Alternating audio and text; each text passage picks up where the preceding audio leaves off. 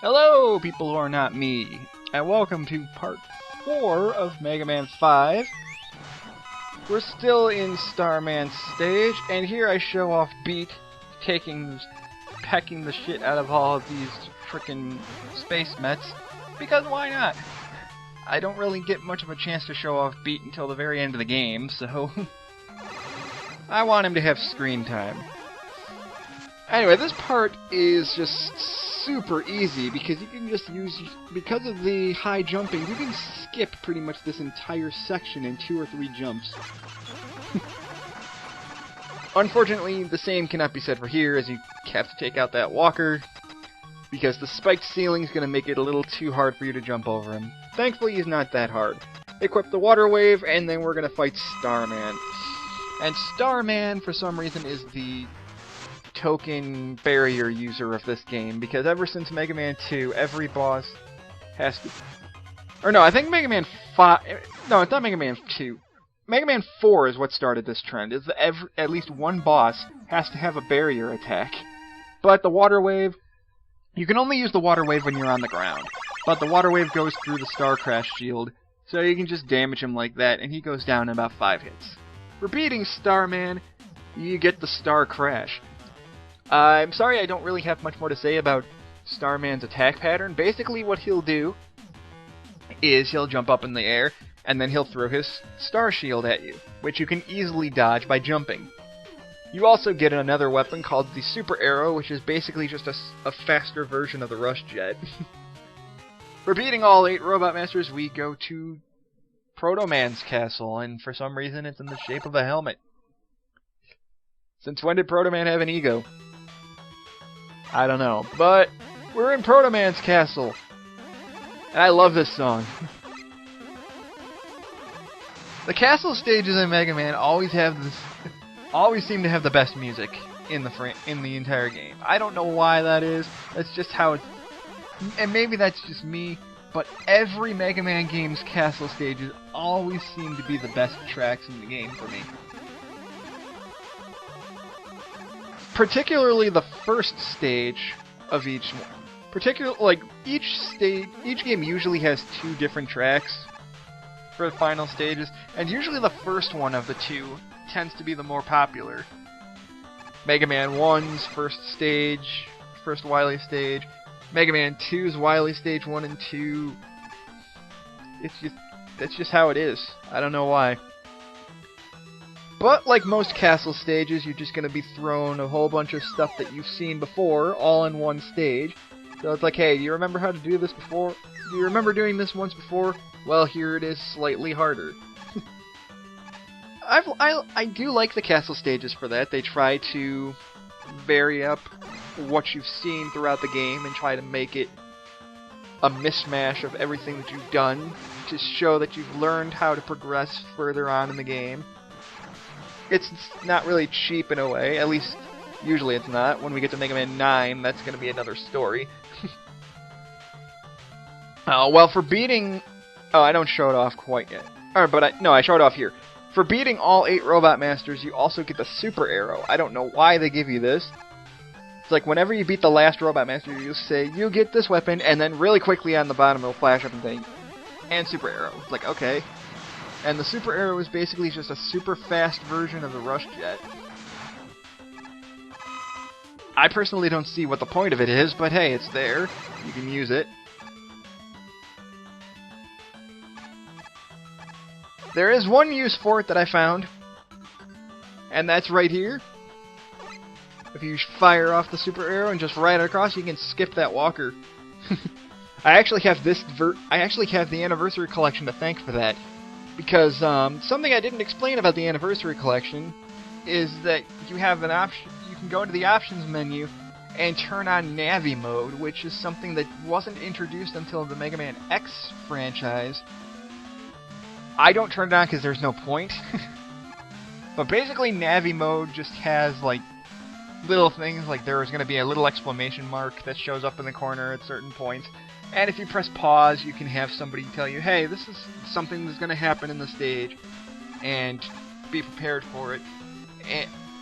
it's basically the game trying to be easy mode without being easy mode. It's the game telling you what's ahead before you get to it. A lot of people don't care for that sort of thing, and I can understand that. But I do have Navi mode, because I just had it on once for the heck of it, because I wanted to see what exactly it did.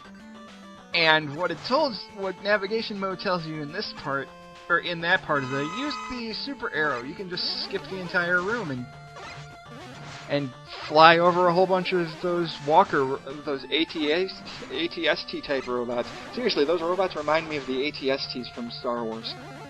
But ever since then, I've just used the super arrow to fly across that room, and it makes things go much easier. Say what you want about it, the game telling me how to make things easier. If it works, it works. I'm gonna use it. Anyway, besides that block platform section, we're done. So we got this tank robot, and the tank robot is weak to the water wave. He doesn't jump, but he's going to shoot at you every time he takes. The one thing you need to learn is that he's going to shoot every time you damage him, and the more you damage him, the faster he moves. So try to be a little farther away from him to avoid getting hit when you damage him, and if you're like me and you're good at timing, you can beat him without taking a single hit.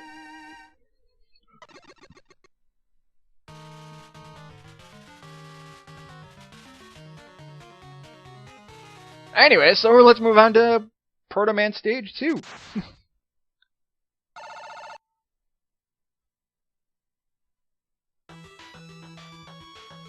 Again, I love the music for this castle. I love Mega Man music in general, I'm sorry. Again, there's another section where you could get an M-Tank if you don't already have one. In fact, I think this is the last section I think this is the last area of the game you can get an M-Tank. But there's a hidden platform that you can jump through if you use Rush Coil, and you can get the Mega Tank. Another extra life, thank you. There is one thing about Mega Man 5 that I don't like. I don't like how the Rush Coil works in Mega Man 5. I don't. When I first replayed this game on the Anniversary Collection, I got screwed up so much when I jumped on Rush and then I didn't see this, and the coil didn't happen. Like, I jumped on him and then I immediately pressed the jump button again, and I just kind of did a little hop, and I noticed he moved up, and I'm like, okay, that's weird. Because it's been when I last played this game was way before I got the Anniversary Collection, so I couldn't remember that. Also, more extra lives. Jesus, game. Oh, this is another part where the navigation advice actually gave me a useful tip. Equip the Star Crash, because this is pretty much the only point in the game where it's actually useful outside of using it against Gravity Man. Use the Star Crash to protect yourself from the bombs here, unless you just want to rush through and hopefully not get hit by those. Because if you get hit by that bomb, you're most likely going to fall off because of the conveyor belts. More of the Crystal Joes that are easily disposed of with a charged shot. Slide under their shot and then shoot them, and they're down in one hit.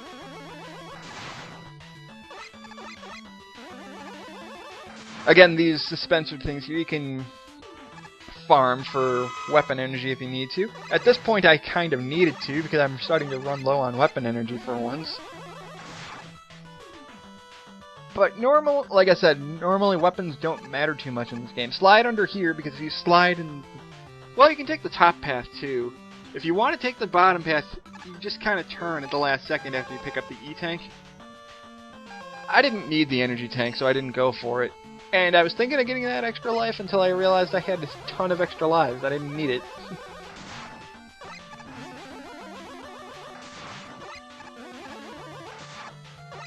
But yeah, Proto Man, you made an interesting castle, I'm not gonna lie. It's a pretty easy castle compared to Mega Man 4, but I'm not complaining. In fact, in general, this game compared to Mega Man 4 is a lot easier. Mega Man 4, I think the reason why Mega Man 4 was so tough was because there was a lot of sections where there was nothing but really low ceilings and spikes. I mean, there were spikes everywhere in Mega Man 4. Pretty much every stage in the game had spikes. And then you got to Cossack's Castle and Wily's Castle, and it's just Spike City. Spike City, oh man. I would say that Mega Man 4, because of that, is the hardest in the Classic series, but it's not. Not by a long shot. I haven't actually played Mega Man and Bass, but I've seen enough playthroughs of it to know that, yeah, Mega Man and Bass, it's just hard for the sake of being hard, and that's the kind of difficulty that people think Mega Man has, and Mega Man's difficulty is never that bad. I mean, seriously. There's a lot of people that think Mega Man 2 is a really hard game. I don't think Mega Man 2 is that hard. There's like 1 or 2 stages where you can get screwed because if you don't have the right weapon, you can't make it. But Mega Man 1 had that as well, and no one complained about that. Anyways, I should be talking about this boss. But there's not much to talk about. He had the barrier around him that will reflect your shots if you shoot at him using the Mega Buster. But if you use the Napalm Bomb, it gets through the shield, and plus it's his weakness. So, because he doesn't jump, he just keeps walking into the Napalm Bomb over and over again. So you can take him out rather quickly. And moving on to Proto Man Stage 3.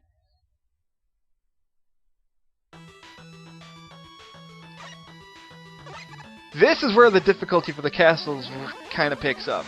Because you start off dealing with these helicopter Joes again. And these helicopter Joes, I despise these guys. These are by far the most annoying enemies in this game. Case in point right there. They do tons of damage, and the way they move around makes it really annoying to dodge them sometimes. The best way I can say to take them out is I'm fighting in the stupidest way ever. Is do this.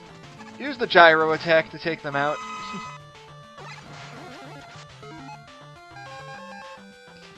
It's just so much easier that way. And this game is where I kind of wish they had introduced the energy balancer, honestly. But we don't get the energy balancer until Mega Man 6. Spoiler warning. More extra lives, wow. I also feel I should point out, at the time this game was out, Mega Man X was already out. Which is kind of weird. You'd think if they could make a Super Nintendo game, they could have just made Mega Man 5 and 6 for Super Nintendo as well, but I guess they didn't. No, because Mega Man 5 came out in 1990. Mega Man X came out in 1991. It was Mega Man 6 that came out after Mega Man X in 1992, which is weird. I don't know why Mega Man 6 is for NES. It should have been for Super Nintendo. But oh well. I'll get into that when I get to Mega Man 6. And here I was just kind of... I don't know what I was doing here. Maybe I was checking my recording to see how far into the recording I was. But if you stand under that wall, then that Met that drops that bomb on you is going to miss. Then you gotta take out these cannons. These cannon Mets. Again, you can take out the bomb droppers before they even drop the bomb on you easily enough. The background is nice. I like how that looks. I mean, it kind of looks like what they added for the backgrounds in for those of you that played Mario All-Stars and the Super Mario Brothers version of Mario All-Stars in World 8-3. When you're going to Bowser's Castle, it actually has like a brick wall in the background that looks a lot nicer. It kind of looks like that. Speaking of Mario, well, I'll get into that in the next part because apparently I cut the recording here. But in the next video, we will finish up the rest of this castle stage and move on to Proto Man. So, see you guys then.